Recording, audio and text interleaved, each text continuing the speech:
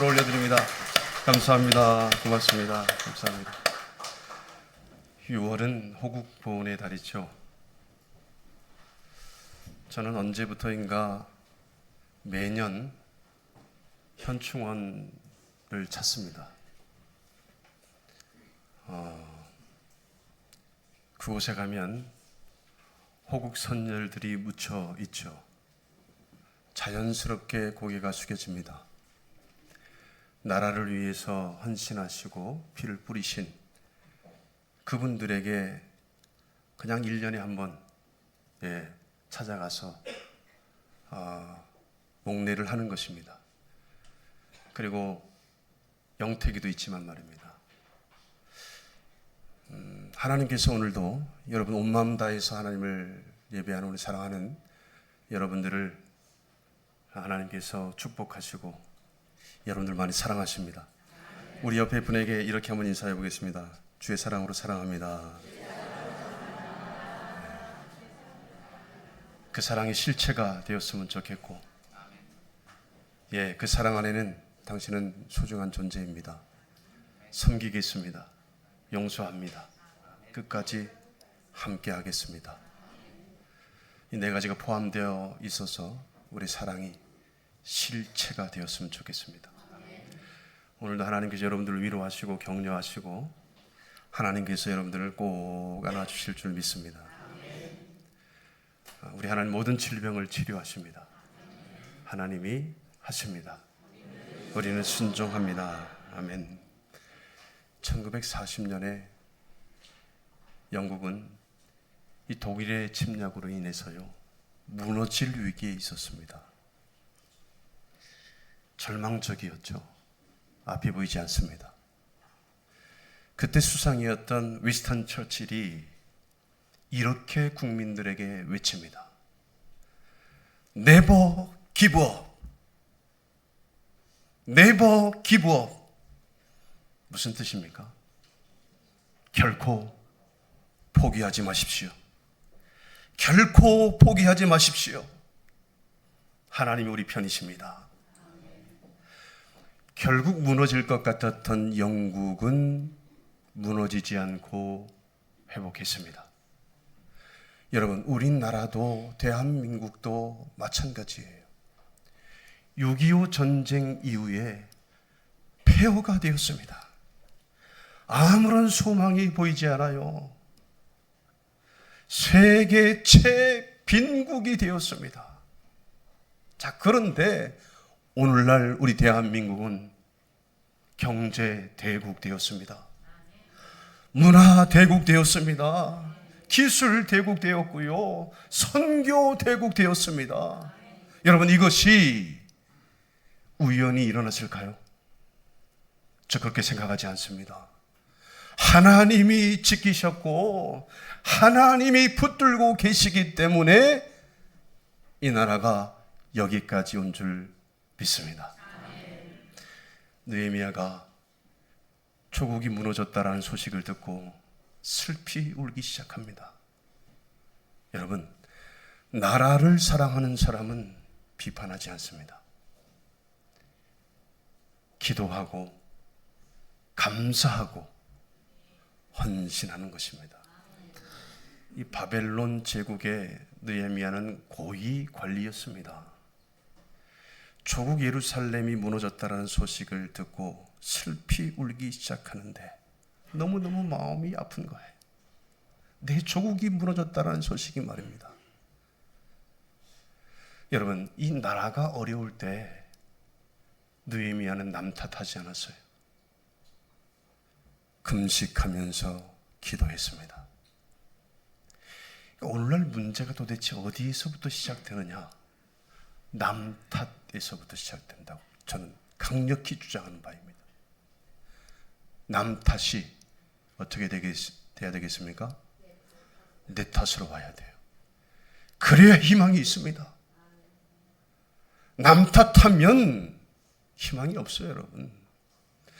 여러분, 결국 느헤미야를 통해서 예루살렘이 회복되어집니다. 여러분, 사랑하는 여러분, 저와 여러분들을 통해서 대한민국을 위해서 기도하는 느헤미야 되게 하십니다. 우리 하나님 지키시고 대한민국을 세우시고 회복하시는데 첫 번째로 하나님이 이 나라를 지키셨다는 것입니다.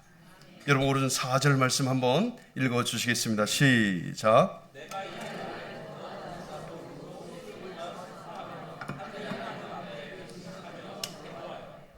아멘. 여러분 대한민국은 수많은 위기 속에서도 살아남았어요.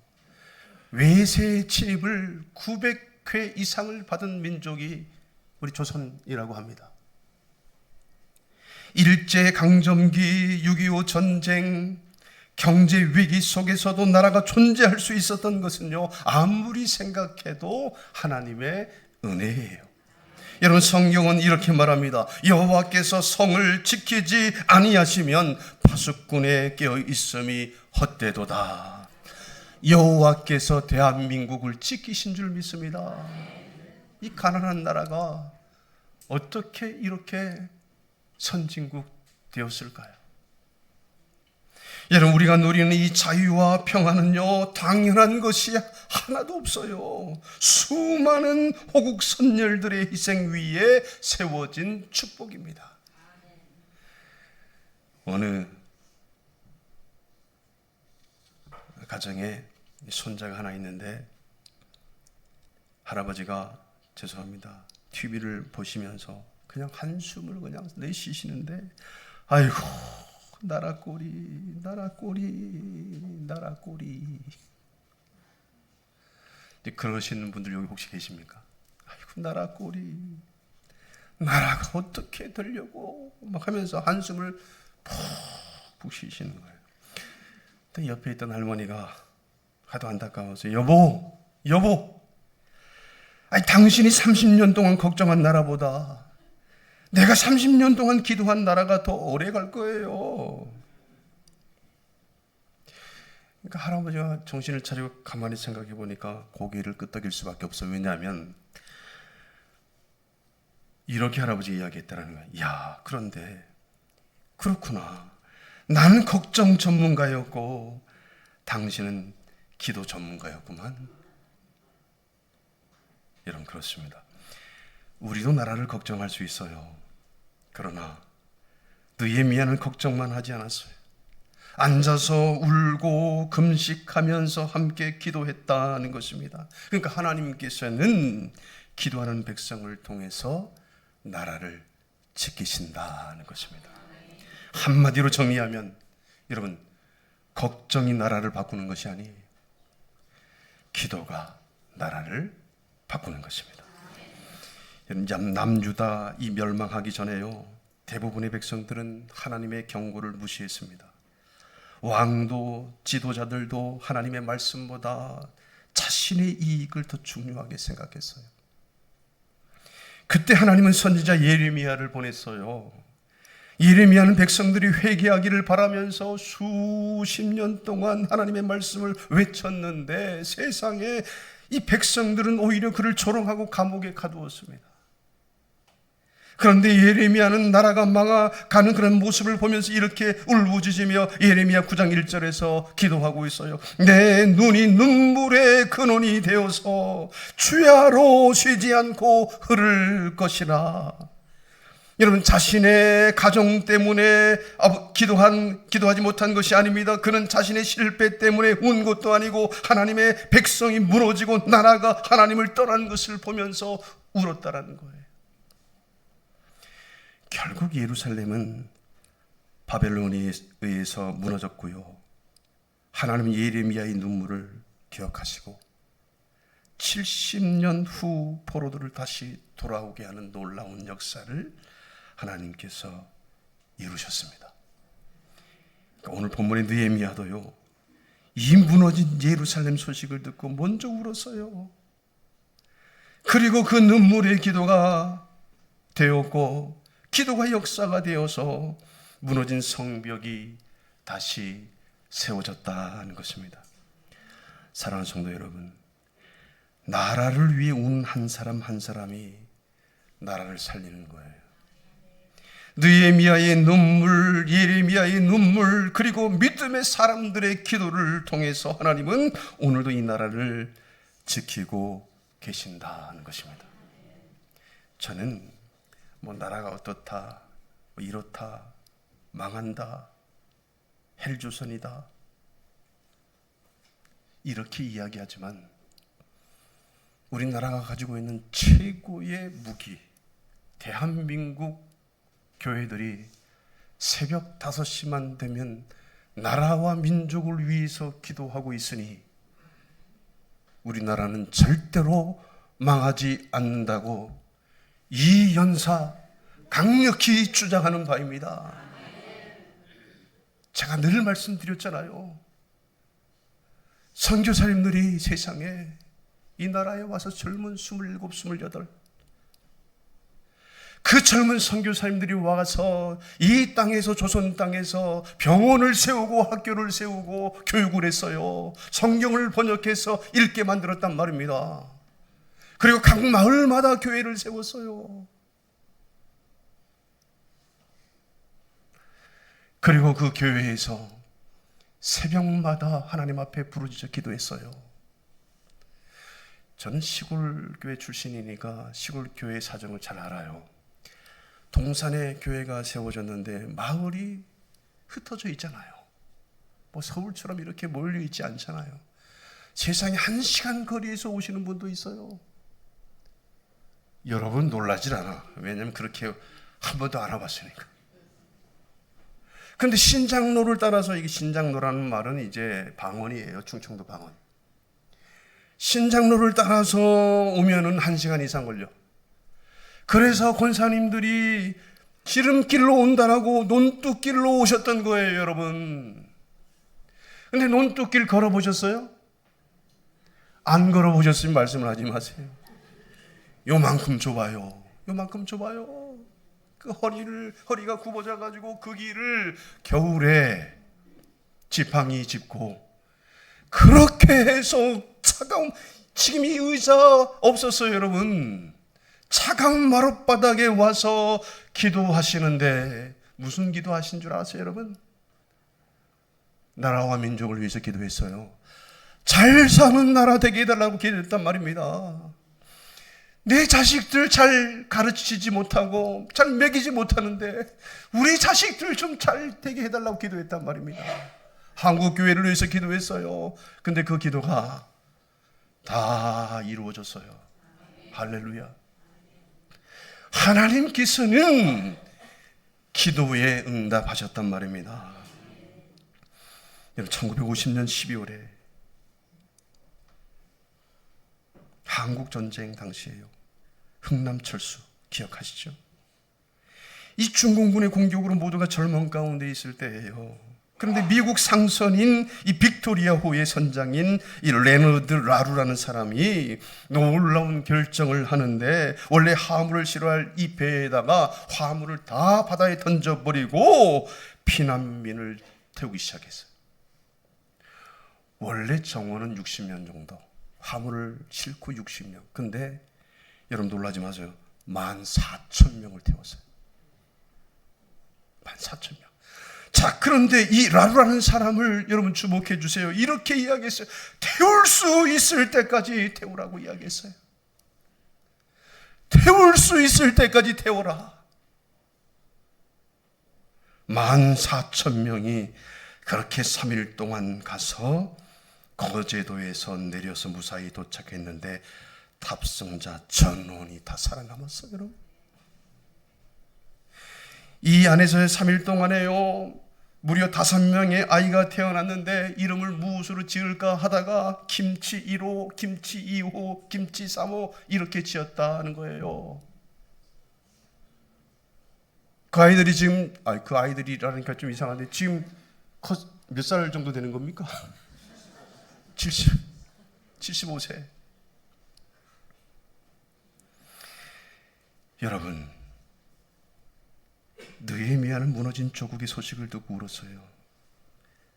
나라를 사랑했기 때문이죠. 대한민국도 수많은 위기와 전쟁 속에서 눈물의 역사를 지나왔어요. 그러나 하나님께서는 포기하지 않으셨습니다. 사람들은 끝이라고 생각했지만 하나님은 살 길을 열어주셨어요. 보세요. 6.25 전쟁의 폐허 속에서도, 가난과 절망 속에서도 하나님이 이 나라를 지키셨단 말입니다. 오늘 우리가 자유롭게 예배 드리는 것은 하나님의 은혜입니다. 또한 나라를 위해 희생한 수많은 호국 선열들의 헌신 덕분입니다. 그래서 우리는 비판보다 먼저 감사해야 돼요.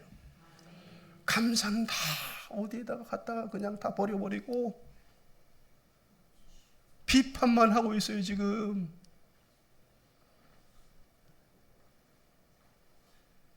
걱정보다 먼저 기도해야 하는 것이에요. 하나님은 여러분 걱정하지 마세요. 이 나라를 지금도 지키시고 계십니다. 정치가 지키는 게 아니에요, 여러분. 착각하지 마세요. 정치가 이 나라를 지킨다고요? 하나님이 지키시는 거예요. 두 번째, 하나님이 이 나라를 세우고 계신다는 것입니다. 여러분 읽지 않았지만 2장 20절, 느헤미야 2장 20절을 보면 하늘의 하나님이 우리를 형통하게 하시리니. 여러분, 대한민국은 전쟁 이후에 세계가 불가능하다라고 했던 기적을 이룬 나라예요. 보세요. 경제 성장, 민주화, 문화 발전, 세계 선교의 사명을 감당하는 나라가 되었단 말입니다. 이런 나라는 세계적으로 없어요. 민주주의를 이렇게 짧은 시간 안에 이룬 나라, 아시아에서 대한민국이 유일해요. 지금 대통령을 욕한다고 해서 안 잡아가잖아요. 잡혀가십니까? 이게 민주주의가 이룬 결과예요. 여러분, 이 모든 것들이 사람의 힘만으로 설명되지 않잖아요. 하나님의 섭리가 있었기 때문이라고 강력히 이 연사 주장하는 바입니다. 하나님의 역사가 아니면 해석이 안 돼요. 설명이 안 돼요. 우리가 자긍심을 가져야 하는 이유는요, 민족 우월주의 때문이 아니에요. 하나님께서 우리의 민족에게 주신 사명이 있기 때문이다 하는 겁니다. 어느 날 손자가 할아버지에게 이렇게 물었대요. 할아버지, 대한민국이 선진국이 된 비결이 뭐예요? 라고 물었대요. 할아버지가 자신 있게 이야기해 준 거죠. 그래, 국민들이 열심히 일했기 때문이지. 옆에 있던 할머니가 한마디 또 거두는 거예요. 맞아. 그런데 자, 그리고 새벽마다 기도한 사람들도 있었지. 그러니까 손자가 고개를 끄덕이면서 이렇게 정리하는 거예요. 참 똑똑한 손자예요. 그럼 대한민국은 낮에는 아저씨들이 일하고 새벽에는 할머니들이 지키는 거네요 라고 이야기했다라는 거예요. 그러니까 열심히 일한 분들과 기도하신 분들이 함께 이룬 나라네요 라는 뜻이에요. 여러분, 대한민국의 오늘은요, 그냥 만들어진 것이 아니에요. 땀 흘려서. 여러분, 저는 낀 세대라고 스스로 그렇게 말씀을 드리지만 우리나라가 차관을 얻기 위해서 박정희 대통령이 파독 광부, 독일의 광부로 우리나라 정말 저희 작은아버님도 파독 광부로 다녀오셨더라고요. 그리고 간호사가 가서 했던 거예요. 여러분, 시체 닦는 일이었대요. 시체. 베트남 참전, 그리고 중동, 여러분 다 외화를 벌어들여서 나라를 살리기 위해서 수고한 거 아니겠습니까? 그러니까 박정희 대통령이 이제 그 위로차 이렇게 광부들을 만나기 위해서 대통령이 온다 그러니까 일하다 말고 이제 올라온 거예요. 뭐 옷을 입을 수 있습니까? 뭘 입을 수 있습니까? 그냥 왔는데 얼굴만 빼고 하얗단 말입니다. 다 시커멓고. 박정희 대통령이 원고를 딱 가지고 오긴 했는데 읽을 수가 없어요. 그러면서 이렇게 이야기했답니다. 미안합니다. 미안합니다. 나라가 가난해서 이국 만리까지 와서 여러분들 고생시켜서 미안합니다. 이 마지막 마디가 저는 마음에 남아요. 이 가난을 후대에 물려주지 맙시다. 그럼 박정희 대통령 공과 과가 있겠죠. 근데 천 나라를 먹게 살고는 했어요. 그걸 인정하는 거죠. 그러니까 땀 흘려 일한 사람들이 여러분 있었고요. 눈물로 기도한 사람들도 있어요. 그리고 그 모든 역사 뒤에 여러분 기억하세요. 느헤미야 2장 20절 하늘의 하나님이 우리를 형통하게 하시리니. 이 나라가 이렇게 형통한 것은 하늘의 하나님이 대한민국을 형통하게 하리니. 하나님이 이 나라를 세우고 계시고요. 지금도 세우고 계시는 것입니다. 사람은 수고하지만 하나님께서는 세우시는 분이에요. 여러분, 사랑하는 여러분, 1953년에요. 한국 전쟁이 끝났을 때 대한민국 세계에서 가장 가난한 나라였어요. 당시 서울은 폐허가 되었고요. 국민소득은 아프리카 수준도 안 되는 아주 보잘것없는 가난한 나라였어요. 많은 외국 전문가들은 대한민국의 미래를 비관하는 거예요. 이 나라는 소망이 없다. 그런데 불과 한 세대 만에 세상에 믿을 수 없는 일이 일어났어요. 대한민국은 세계 10위권 경제 대국으로 성장했습니다. 여러분들은 놀라시도 않아. K문화, K드라마, K반도체, K김밥. 요번에 이재가, 여러분 이재가 누군 줄 아세요? 데몬 헌터스. 그 이재가 이 미국과 캐나다하고 지금 멕시코가 공동으로 개최하고 있잖아요. 월드컵을. 그 개막식에서 DNA라는 노래를 불렀는데 이 가사에 우리 한글 가사가 나오더라고요. 여러분 놀라시잖아. 전 세계가 주목하는 그 개막식에서 말입니다. 이재가 한국 사람이 노래를 부르는데 DNA라는 노래를 부르는데 한국 자막이 나왔다, 가사가 나왔단 말입니다. 대한민국이 여러분 이렇게 되었어요. 이렇게 되었어요. 최고 수준의 반도체 만들어내고요. 최고 수준의 조선업, 고부가가치 조선은 다 우리나라. 중국은 만들지도 못해요. 세계인이 한국 드라마 K-팝을 즐겁게 부르는 여러분 특히 놀라운 사실이 있는데 1960년대 대한민국은요 국제사회 원조를 받던 나라가 이제는 원조를 하는 선진국 되었습니다. 원조를 받던 나라가 원조를 하는 나라 없대요. 더더욱더 감동적인 사실은요 바로 복음입니다. 1885년 복음이 들어올 당시에 조선에는 교회가 하나도 없었어요. 그러나 오늘날 대한민국은 세계 곳곳에 선교사를 파송하는 인구 대비 세계 선교사 파송 1위 대한민국. 세계에서 50개 그러니까 최고로 큰 교회, 대형교회 50교회가 다 대한민국에 있어요. 아마 세계 사람들은 대한민국에 와서 놀랄 거예요. 세상에 교회가 어떻게 이렇게 큰 교회들이 많냐고.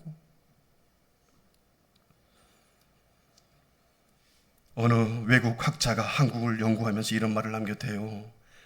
한국의 발전은 경제학만으로 설명하기 어려운 역사적 현상이다. 이건 설명이 안 된다.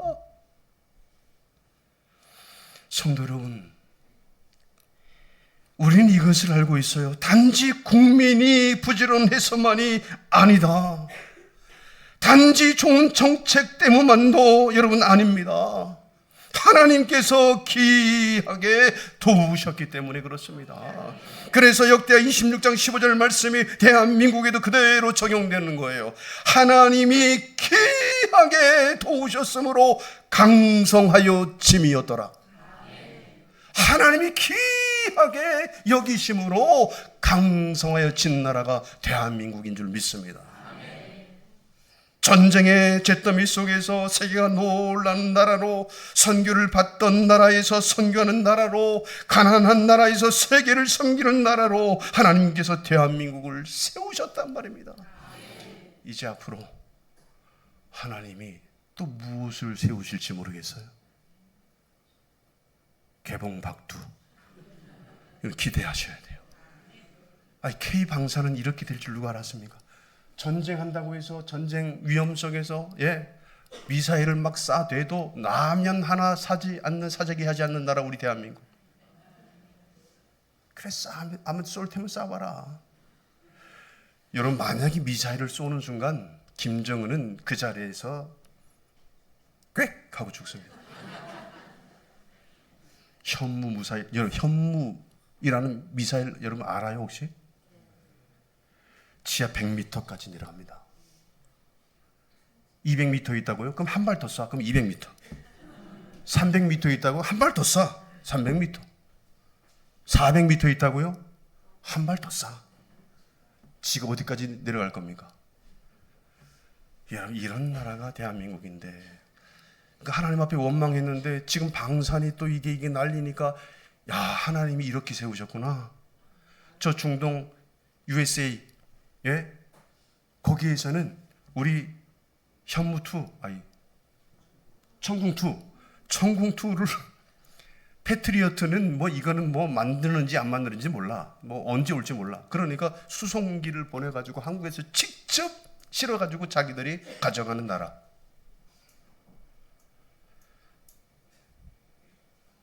더 할까요? 더 하면 오늘 설교 안 끝나요, 여러분. 이런 나라에 살고 있습니다, 여러분. 감사해요. 왜 비판이 먼저 나옵니까? 아니, 굶고 있다가 이렇게 잘 살이, 냉장고 한번 열어보세요. 여러분, 버릴 것을 걱정하는 나라가 대한민국이에요, 지금. 먹을 게 없어가지고 말입니다. 보릿고개를 다 넘으셨잖아요, 우리 권사님들. 지금은 아이들에게 그런 이야기하면, 라면 끓여 드시지 뭘 그렇게 국물 썼냐 그래요. 여러분, 꼭 기억하세요. 우리는 대한민국을 자랑하기 전에 하나님께 감사해야 됩니다. 대한민국의 가장 위대한 이야기는 경제성장이 아니에요. 하나님이 귀하게 대한민국을 도우심으로 강성하여 짐이었더라. 바로 이것이 대한민국의 간증인 줄 믿습니다. 마지막 세 번째, 하나님이 이 나라를 복음으로 회복하시는데요. 느헤미야 2장 4절에 내가 하늘의 하나님께 묵도하고 라고 말씀하고 있어요. 여러분, 느헤미야의 회복은 기도에서 시작되었어요. 언제든지 하나님의 역사는 기도에서 시작되는 겁니다. 여러분, 1953년 한국 전쟁이 끝날 직후에 서울은 폐허가 되었습니다. 당시 외신 기자들이 서울을 취재하면서 놀란 장면이 있었어요. 건물은 무너졌고 깊은 폐허가 되었는데 길도 어디가 길인지 몰라요. 먹을 것은 찾아야 찾을 수도 없는 그런 상황이에요. 자, 그런데 새벽이 되자 곳곳에서 사람들이 교회로 모여들기 시작했다라는 거예요. 세상에 춥고 가난했지만 성도들은 무릎을 꿇고 나라를 위해서 기도하기 시작했다라는 거예요. 하나님, 이 나라를 살려주세요. 하나님, 우리 자녀들을 지켜주세요. 하나님, 이 민족에게 다시 희망을 주십시오. 하나님 믿는 나라 되게 해주세요. 여러분, 당시 한국을 방문했던 외국 선교사들과 언론인들은요, 한결같이 놀랬다는 거예요. 한국 사람들은 폐허 속에서도 기도하고 있다. 무너진 폐허 속에서도 한국 사람들은 기도하고 있다. 한국 교회의 새벽 기도는 세계에서 보기 드문 모습이다. 전쟁 직후 여러분 아무것도 없던 대한민국은 이후에 세계가 놀랄 만큼 성장했습니다. 경제도 회복되었고 교육도 발전했고 세계 선교를 감당하는 나라가 되었어요. 여러분, 느헤미야는 예루살렘 성벽을 재건하기 전에 먼저 기도했습니다. 내가 하늘의 하나님께 묵도하고, 여러분, 나라의 회복은 성벽보다 먼저 기도에서 시작되는 줄 믿습니다. 여러분, 전쟁의 폐허 속에서 먼저 들린 것은 공장의 기계 소리가 아니라 교회의 기도 소리였다라는 거예요.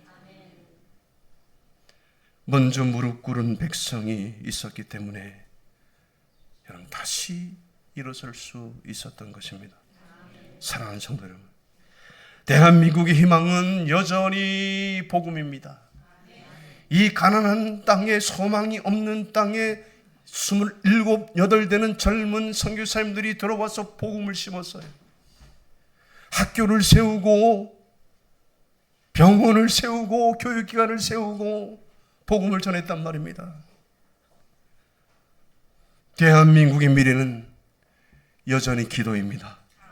대한민국을 다시 살릴 힘은 여전히 하나님께 있는 것입니다. 그래서 우리는 믿음으로 고백하는 거죠. 하나님이 이 나라를 지키셨습니다. 하나님이 이 나라를 세우고 계십니다. 하나님은 이 나라를 복음으로 회복하실 것입니다. 기도하시겠습니다. 하나님 고맙습니다. 감사합니다. 대한민국을 지키시고 지금도 세우시고 복음으로 회복해 하시는 하나님께 감사와 영광을 돌립니다. 예수님의 이름으로 기도합니다. 아멘.